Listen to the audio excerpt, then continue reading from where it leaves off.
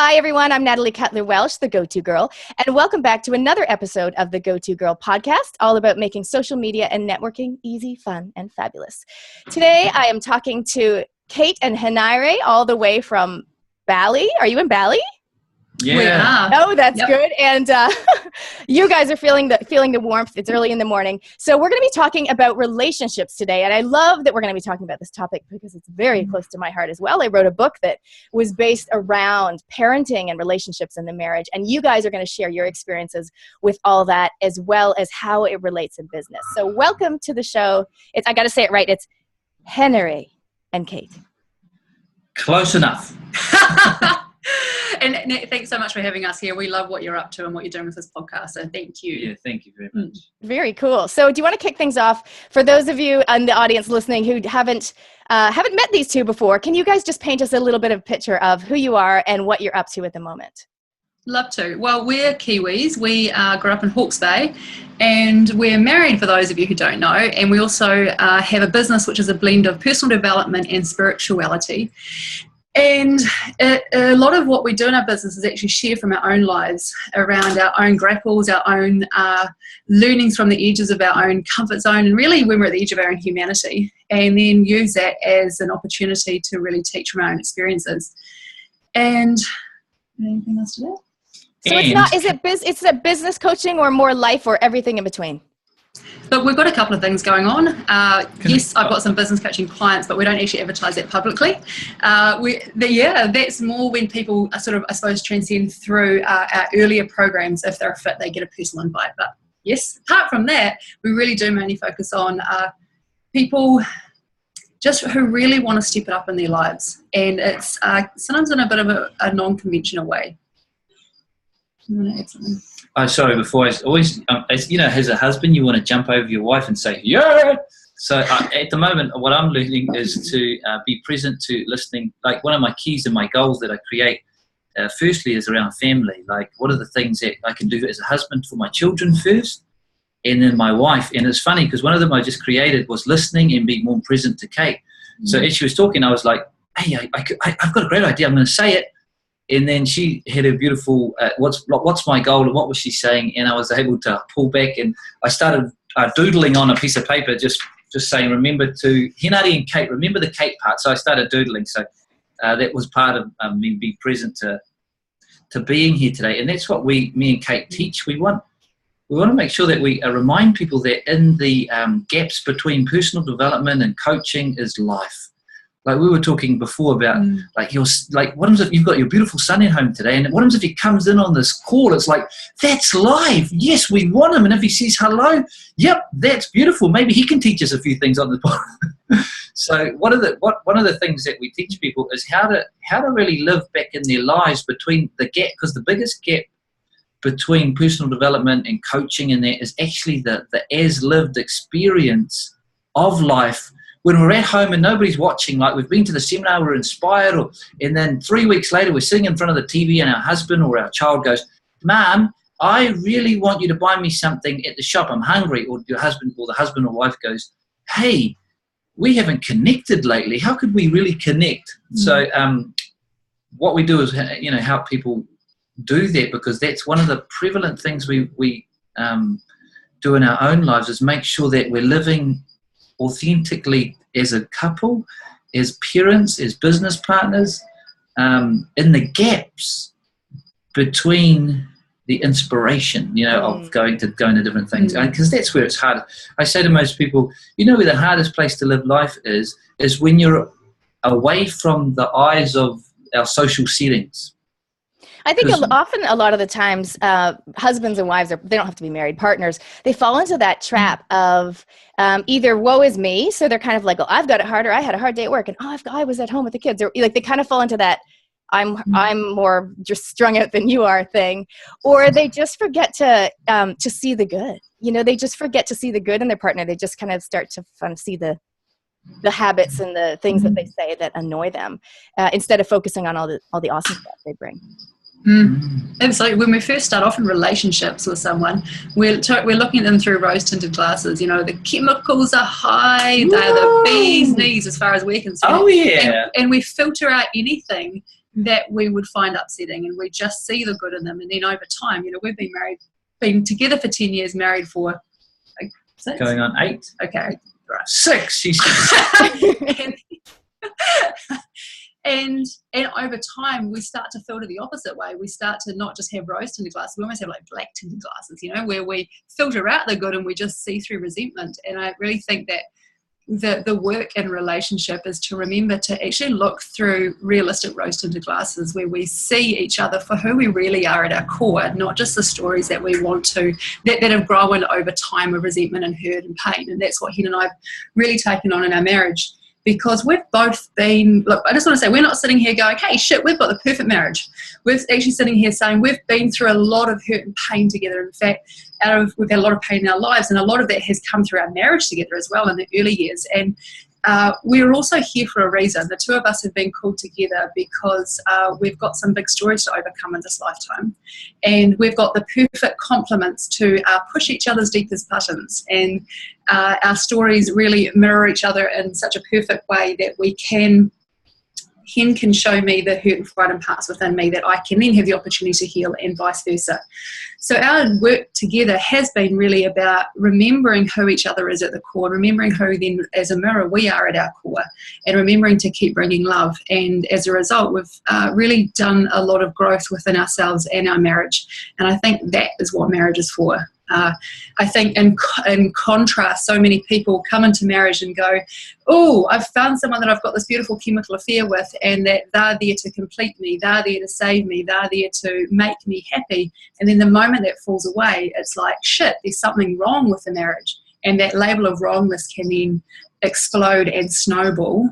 And I have to say, I'm feeling that right now. I almost did a post on Facebook the other day. I didn't, but is there something in the water? Because honestly, every time I turn around, like another person I know's marriage is breaking up.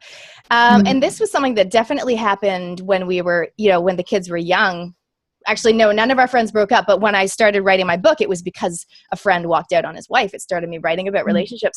But everyone's been fine. And then just in the last year, so many, and now that the kids around in the age are around 7, 8, 9, around that age, and I mean, what do you say about that? How can people make sure they don't get to that point of when it actually is ended? Can I just answer to that? I do want to say almost like a caveat. First of all, it is marrying the right person. And then it is being the right person. I was in a relationship before Henare where I had a child who's my eldest daughter. And that I didn't actually marry the right person. And so there was no amount of generating, taking responsibility, working it out that actually would have been a fulfilling relationship for me. So because I think sometimes it can be also equally destructive just to you have to stay in a marriage at all costs. So I just really want to be clear that that's actually not what I'm saying, because I think there are some marriages that actually aren't healthy and aren't fulfilling. So saying that, I think we married the right people, but also saying that doesn't mean to say that there's going to be no pain or no trials during that marriage. So then, in answer to your question, actually, do you want to answer that one? I forgot the question. I was just practicing listening to you. Okay. So the question was, how do you make sure you don't get to the point where you are at divorce? How do you stop that, first of all? That's a question. I think you have to have a high context for marriage. I think people don't set up a high context for marriage and for the relationship. And ours came actually, funnily enough, in our wedding vows. We wrote them together, and it called us forth into a higher context for each other, and it keeps calling us forth. We didn't want to go the traditional way, and I think we haven't done anything traditional. But we created this high context and vision, and no matter what's happened, there have been times during our marriage where it was so easy to leave. It would have been easy to look at the grass on the other side and say, man, that grass is greener, lush. Oh, it doesn't know me. So if I step over there, I can be a new me with that grass. But it will look at me with rose-tinted glasses. It will look at me with rose-tinted glasses, and maybe when that grass is finished, then there's even richer grass on the other side.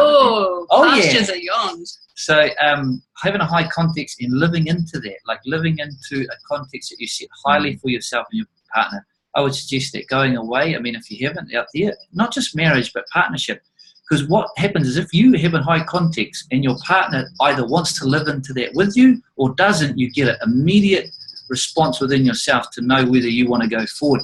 And I mean, it's a tough call. I've seen people in marriages, like a beautiful lady that we were with a while ago, totally not happy in her marriage at all, totally not connecting with her partner. So she had the idea, and she said to me, you know, I think it's time for a baby, because the baby will obviously galvanize us together. So her high context was baby. When I looked over at him, he was kind of going like this, well, I'm not sure about that. So she hadn't even talked to him about the possibility of them creating this life together. And I'm not sure how it's going to go, but I'm going to hold the high context for them myself. Can you just elaborate? I know that obviously it's a term that you are familiar with, you've used before, but for those people listening who don't know exactly what you mean about the high context, are you talking about a vision, like a collective vision? Yeah, exactly, like a collective vision for, like, and you can use this across the board, not just in your marriage, but here's the key point. Any vision you create out of your cognitive thinking, the probability is very low that it's going to be fully realized. Because cognitive thinking, like intellectualizing, hypothesizing, theorizing, is only 5% of who we are. You know, 95% of who we are is feelings, emotions. So if we're only creating goals in our marriage, like when I had no idea about a vision when I was getting married, but I knew there was a high context that Kate talked to me, high vision, and I could see pieces of myself in there. I could feel connected to it. So what I would say is any vision across the board, whether it be financial, wealth, relationships, if it's only created from a cognitive base, then there's a low percentage. You have to really draw energy and willpower in to try and make it happen.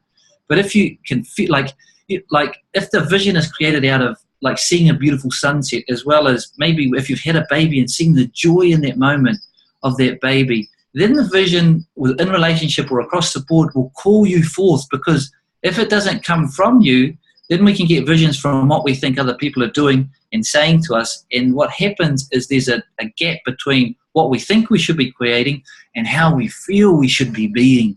So with me and Kate, like out there, if you guys are listening, the high vision, Kate actually wrote the whole thing, but when I read it, I feel her connection, and I felt parts of me being drawn into it. And every so often we pull it out. I don't remember the words fully because it was a big context. It's a big but I remember it was a freaking big contract. But the thing is, since the marriage, like Kate has, like at times has kicked me out. Like I've been ousted out of the house before my behaviour or the way I've been treated. But the only thing that's brought us back together is the context that we created together at the beginning. So what I would encourage anyone today, whether it be in relationship, in creating anything, if you've only got the cognitive aspect of you creating something, the probability of it really occurring for you is a lot lower than if you can always tell it, like if you can bring yourself, the beingness. Not a lot of people come from the doing, which is all thinking, but if you bring the being, which is all of you, your emotions, your mind, even your spiritual connection, then you'll be drawn into this. And the context always has to be about how it will occur for other people as well. Like when we were drawn into marriage, we already had a baby, I had a stepdaughter, and so there was a bigger purpose. It was like, how do I be more for them? Because if it was just about me and Kate, it would have been powerful, but I could see a context for, hey, how do I be the best father for my children? And how do I be the best husband? Kate will know that I haven't been most of the time, but the context has drawn me into it. I just want to add to that though. You asked about the context. So Henare talked about a vision, and there's one other powerful component of that, and it's having an agreement. And so I liken it to sound like a mission statement for a business. So we can actually have a mission statement for our marriage. And so for us, our mission statement, which sounds very business-like, has two parts. And one of them is about we have an agreement that we are here together in this marriage to help each other by also in those moments when we push each other's buttons, that those are the moments of our greatest growth. Therefore, when we are having a moment, excuse me, sorry about your neck, when we are having a moment like that, it's not although it does feel like on an ego level, like, shit, this is terrible, there's also a greater context which will pull us through and give us a breakthrough. And then the second thing in our mission statement is about we're here to help each other, support each other to be our greatest potential. So if there's something that's really important to him, Like, it's really, really important, and then, you know, I'm here to help support him fill that. And the same is something really important for me. He's here to help me fulfill that as well. I love that. I've actually got a saying that we use, which is called, who cares wins. So like whoever in the relationship cares the most, like, oh, you know, and it's just, you know what I mean?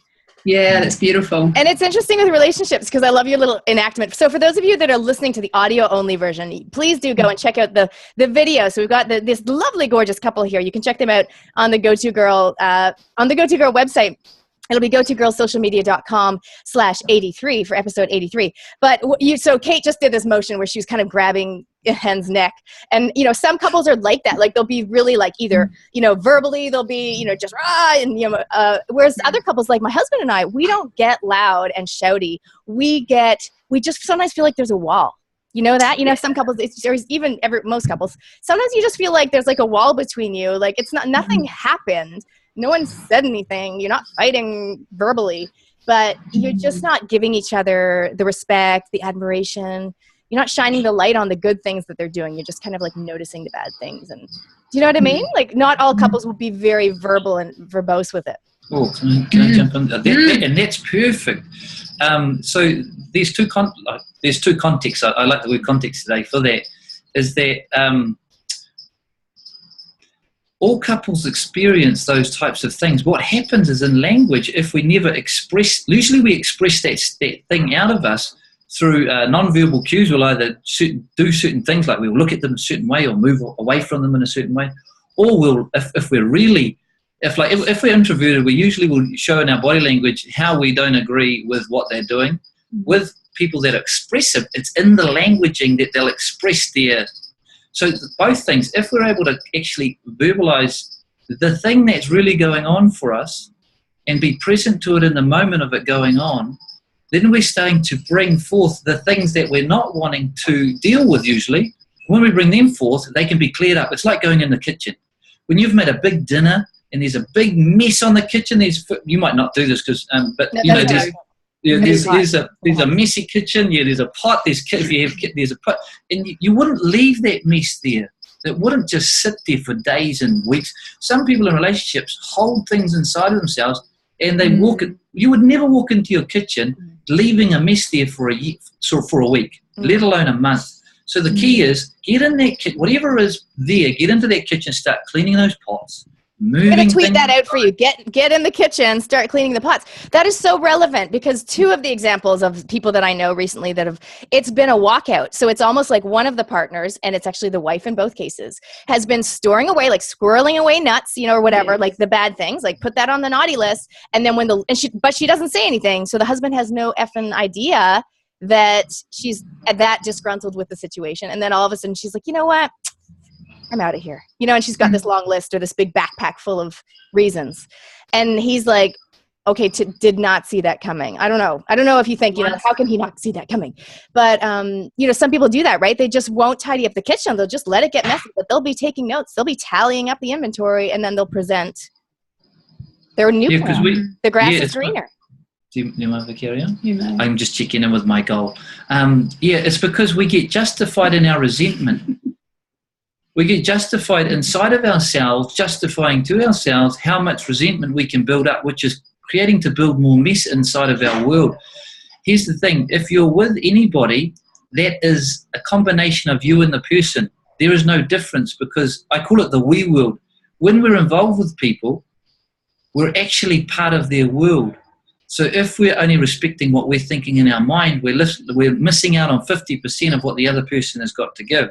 This is where confusion happens, is we think inside of ourselves is who all we are.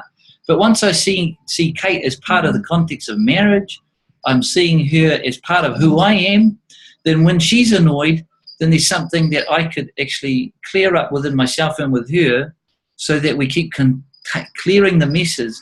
Because if we had continued on, it would have been the same. She would have left me, or I would have left her, without that mess cleaning up. So just bringing it back to your listeners, there's two things: creating a higher context, but also continually clearing out the things that don't work by being true to what is not working first, and then clearing it up, and then getting on and seeing what is working. Because most people will not be able to see what's working if they don't clear up what's not working. They'll just see through these, like, if you guys won't be able to see, some of you won't be able to see me, but hopefully you come to the video, I've got glasses on, they'll just be able to see through these glasses thinking that what they're seeing is reality.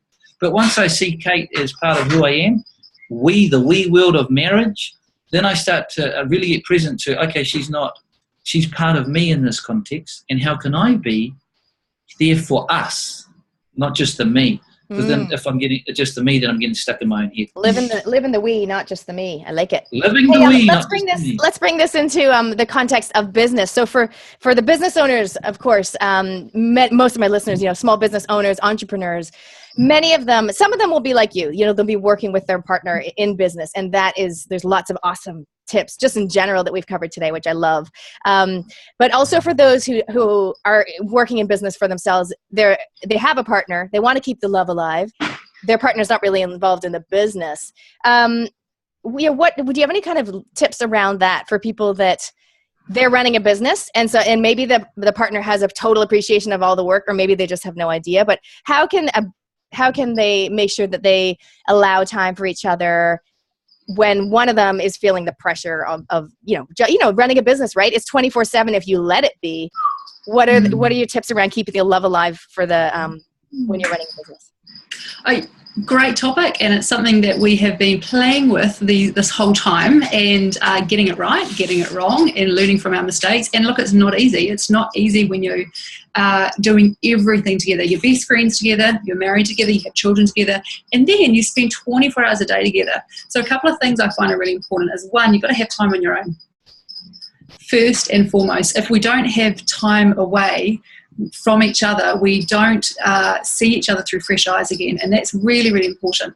So quality time away is actually one of the biggest components of lust, to be honest, is when you have time away and also seeing each other at their biggest selves. That actually creates lust. So time away, and then quality time together, which has got nothing to do with the business. So Hen and I, we just had, like this morning, we've just come back for 3 nights on our own, and we do this every single month. There is not a world tsunami which will get in the way of us having, every 4 weeks, we have an entire weekend to ourselves without the kids.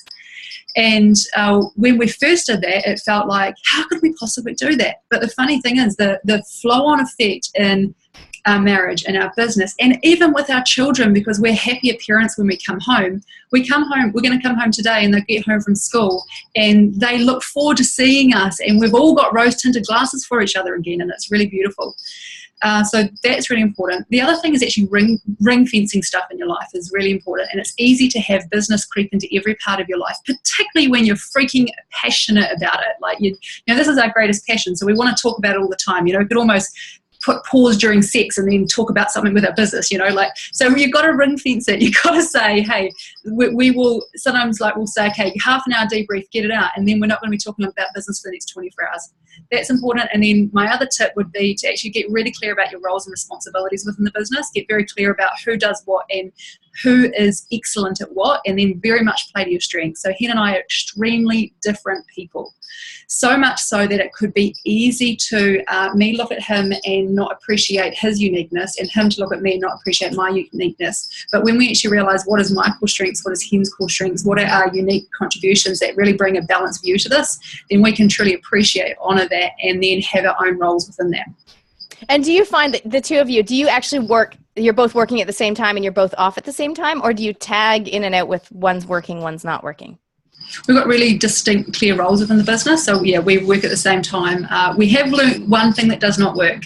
We cannot really sit next to each other at the same desk, because it drives me nuts if I'm interrupted mid-thought. So we tend to just go in and work in different rooms or work in different parts of a cafe, and then we can call a meeting if we need to have a chat. Yeah. Good. Hen, do you have anything to add to that topic?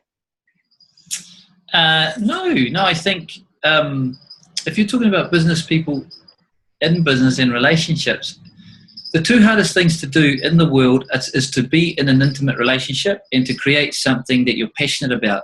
They're the 2 most inspiring things that you can live through your life, but they're 2 of the hardest things, because this is a spiritual context, is those things will bring up things inside of us that lay dormant. because the people in our worlds, the business that we do, will show up because it's all the unknown. Usually with what we're trying to create is all we want to know. What's next? What's the brain want to predict what's next? What's going to happen?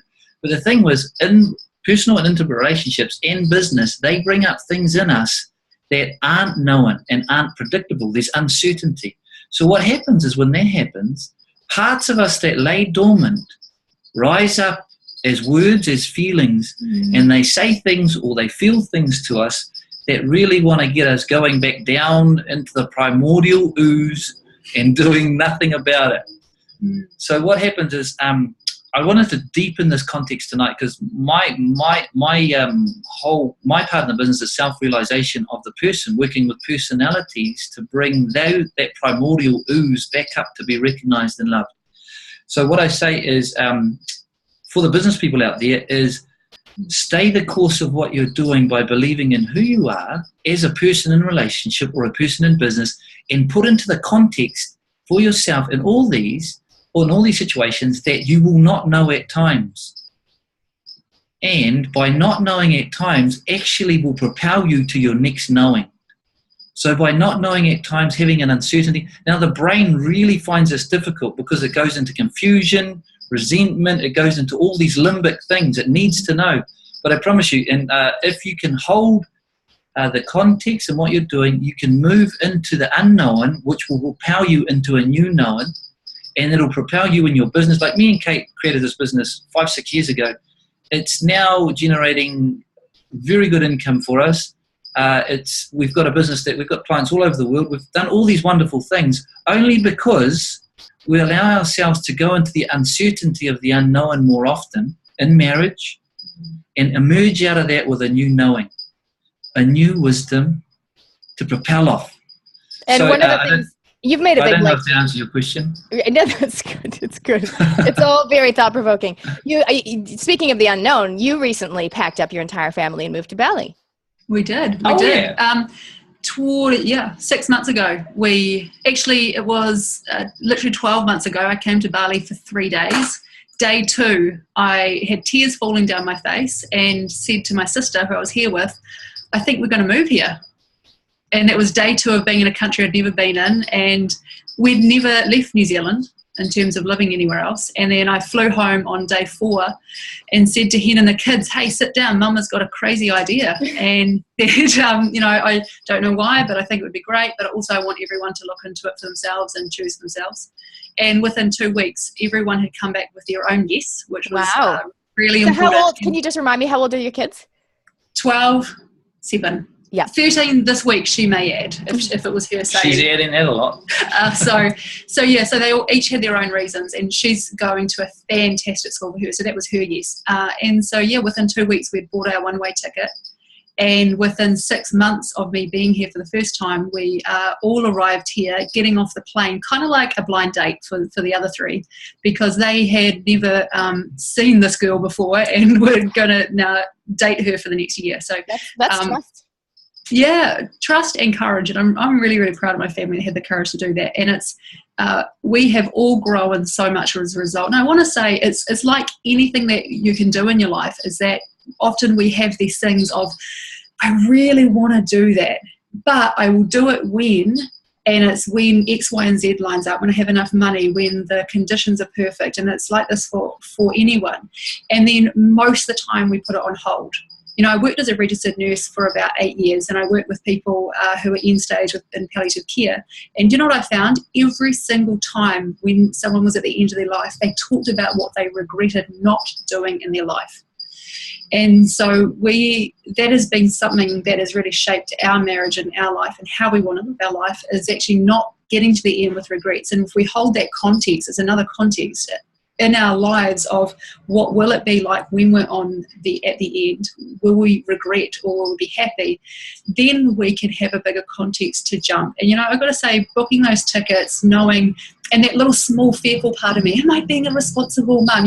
I could hear it in the background, but just how much value was I going to place on that? Or was I just going to send that part some love and realize, thank you very much, you're trying to keep me safe, but actually I know when I get to the end and when I'm on my deathbed, I'm probably not going to regret living there because of fear rather than anything else. And how it's played out, we've grown more than what we could have even imagined. All four of us. Our marriage has got stronger. Our marriage has got stronger even in the last week. You know, this time last week, Ken and I were both crying. We had gone through another level of something had come up, and we stayed the course with it for 24 hours and talked it through and really, really showed up for each other and for ourselves. And I've got to say that was not easy. And now, just 7 days later, our marriage has deepened more than the last time it deepened more, you know. And I just want to say, actually, you know, this morning, can I say this? You know, we were having sex this morning, and it was actually the deepest we've even gone with that. And that was a result of just recently being able to really drop into our truth for each other on a new level. And that's what this work does. And it takes courage. But what's on the other side of that is just, it's like untold jewels await. Wow. I think it's interesting because a lot of people can just like stay comfortable, you know, like they have the dream board, but that's like, that's as far as they'll take it. Like they won't book the ticket. Yeah. So they might not even mention it to their partner because they just say it was crazy, you know, and they just keep it within themselves. And then they look back and they regret. And same thing with a marriage, you know, maybe they have an idea of something, but they just never mention it. And they just keep plodding away, feeling like there's a wall between and just, you know, making comments under their breath or whatever. So no, you guys have definitely given us, I've taken lots of notes. You've given us some great ideas for people, you know, whether they're working with their partner or whether they have a partner or maybe they don't have a partner, but one day when they do, there's some really amazing things, you know, about bringing the love, about remembering who the person is.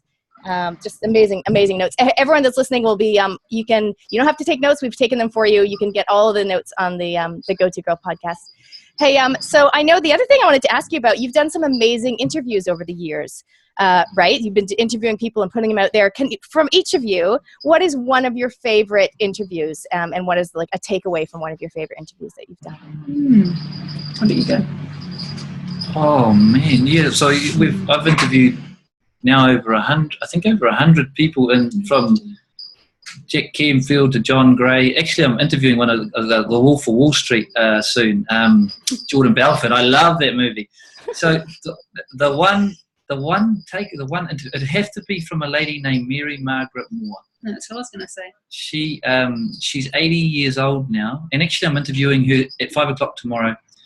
She knows life. She knows the pains of it. And she was working with the Dalai Lama in the 70s. She was like Esther Hicks. If you haven't heard of Esther Hicks, she's a famous spiritual lady. And then it was all taken away from her in the 1990s. And she has this humbleness to her. And I think that's one thing that I learned, is that to stay humble and grounded and to see all people as being part of the family, being part of who we are.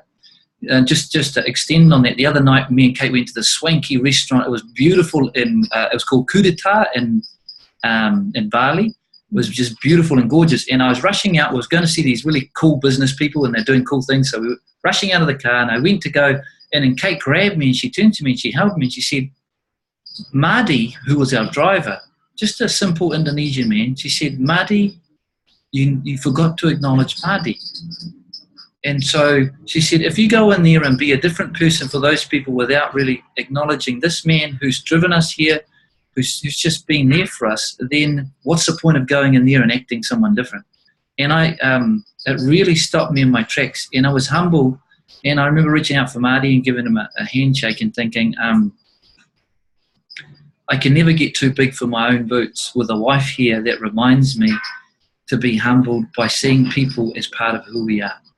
So the interview was Mary Margaret Moore, a wonderful lady who had reached the heights of fame and hit the heights and the lows of pain, remembering to be humble through this life. Wow. I'll include can I get the link from you and pop it in the notes? Yeah, of course. I'll write that down too. Yeah. Or at least to her, if people want to find out more about her. That's amazing. So Kate, you've got this, is it the same person for you? Yeah, same person. There's actually several of them that pop into my mind when you ask that. But actually, I think one of my biggest learnings actually through this whole process of interviewing people, even though sort of one doesn't really stand out as much, it's more when we would interview these people, who someone was on camera and then who they were off camera. I found that really a great learning. And a great learning for us over the years of putting at our summit is actually how we want to be. And it's really one of our values has bubbled up through this, is that it's really important that we are who we are, both on camera, off camera, with whoever we're with, that it stays the same and that we can show up in our truth. And I call it authentic authenticity, because I think there can be some marketed authenticity out there, which kind of gives me the shits a little bit. Don't worry, I'm already having to tick the box about offensive language, tick. Sexual references, tick. when I put it on iTunes, so you say whatever you want. You've said. Oh, got it. Okay, I got it. Sorry about that. What else? That's what fun. else What other boxes can we tick? Nudity. Hold on. Here we go. Oh, okay. So what I'd love to ask though is what else? I know you've got your big Game Changer Live event coming up. So can you just spend a few minutes talking about that, so people who are in New Zealand can get themselves there if they listen to this before mid-July? Love to. So Game Changer Live is our 2-day breakthrough training and coaching event. So Game Changer Live, we've run it for several years, and this is our only opportunity that we're going to be running it for 2015. So we're doing it Auckland, Hawke's Bay, Christchurch, and this was originally a $1,400 weekend. It's a standalone program. It's a weekend that you can come, and by Sunday night you can leave. People say they leave with amazing breakthroughs, and we hear time and time again, we still hear feedback from people who attended 1 year, 2 years ago, who say, wow, this is how my life really drastically shifted. So people take on some big changes. So it was originally a $1,400 program, and we just want to make it as accessible to as many people as possible. So we've got the tickets at just $99 for an entire 2 days of 18 hours of breakthrough coaching. So if any of your viewers would love to be there, head over to GameChangerLive.com. Tickets are just $99. And if you get a ticket within the next week and then you email our assistant and say Natalie Cutler-Welsh, we're going to give you an extra gift. And so that gift go-to girl if they can't spell my surname. Oh, go-to girl, yeah. We will also be able to translate. So say go-to girl, email it through to, and I'll tell you the email. Then we'll give you a whole summit pack. So you can choose either 2014 or the 2015 summit pack. And so that's about 55 hours of incredible training. You'll get Mary's interview and all the other interviews. Yeah. So just as a little gift, because we love what you're doing and love what you're up to. So awesome. Yeah. That's amazing. So those 3 locations, and I know you've got people coming, they come from all over the country to be there. Excellent. Well, I look forward to catching up with you guys in person too when you come to Auckland. Great. Awesome. So hey, any final thoughts before we wrap things up? Yeah, I just want to say that wherever you are and whatever part of your journey that you're on, just really honour yourself. And my biggest wish for you is that you really choose yourself and choose your journey as it's showing up. It can be so easy to look out and compare yourself or your journey to other people on social media. And I just want to say that when we do that, every single time we come up short and we make ourselves wrong, we dishonour ourselves. So love yourself, love your journey and all of its glory and its triumph and its breakdown and its pain. And this is what we're here to do, is to remember to love who we are. Awesome. Thanks, guys. Thanks, Natalie.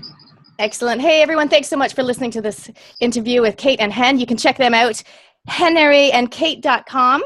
And as mentioned, I'm going to have all the notes. If you go to girlsocialmedia.com/83, or if you can't remember that, just go to the website and type in the search box. If you just type in Kate or relationships, they'll pop up. Thanks for listening.